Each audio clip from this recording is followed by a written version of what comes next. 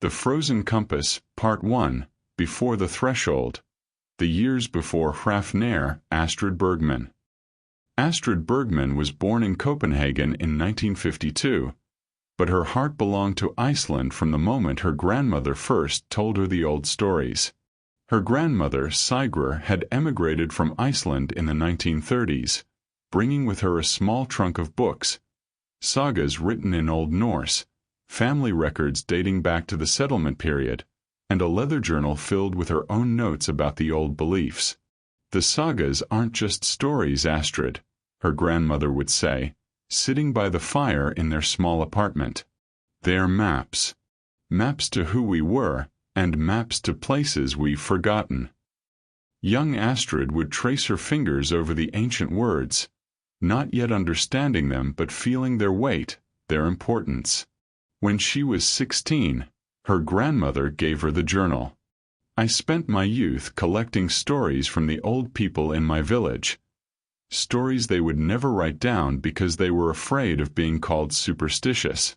Stories about places that appeared and disappeared, valleys that existed outside of time, boundaries between our world and others."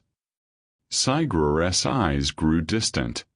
"I always wanted to find them. I never did. Perhaps you will." Astrid studied Old Norse at the University of Copenhagen, then medieval history, then archaeology. Her dissertation, completed in 1982, was on lost settlements of the medieval climate anomaly in Iceland, a dry title for what was, at heart, a detective story. During the medieval warm period, Norse settlers had pushed further into marginal lands.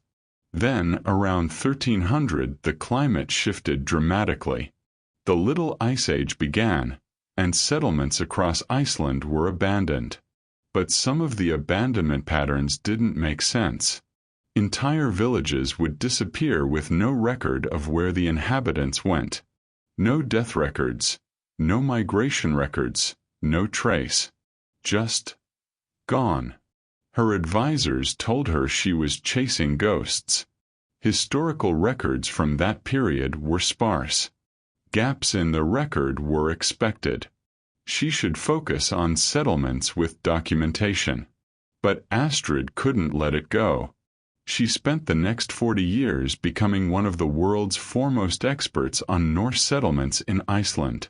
She made 17 research trips to Iceland, usually staying for months at a time, living in small towns, earning the trust of locals who still remembered the old stories.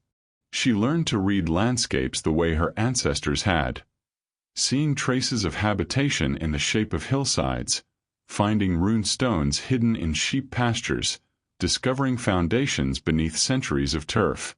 She also earned a reputation for being difficult. Male colleagues found her stubborn, unwilling to compromise on her theories.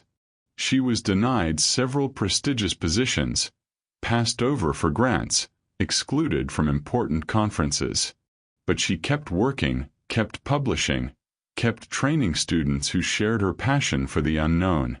By 2024, at 73, Astrid was semi-retired. She had published 14 books and over 100 papers.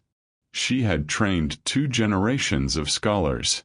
And she had never found her grandmother's hidden valleys. But she had never stopped looking. Thank you for listening to Part 1. Please stay tuned and come back for further parts of The Frozen Compass.